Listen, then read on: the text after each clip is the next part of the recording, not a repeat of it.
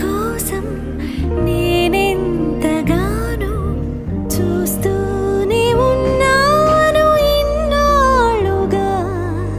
మౌనాలు అన్నీ మాట్లాడుతుంటే కనువిందుగా ఉంది తొలిసారిగా.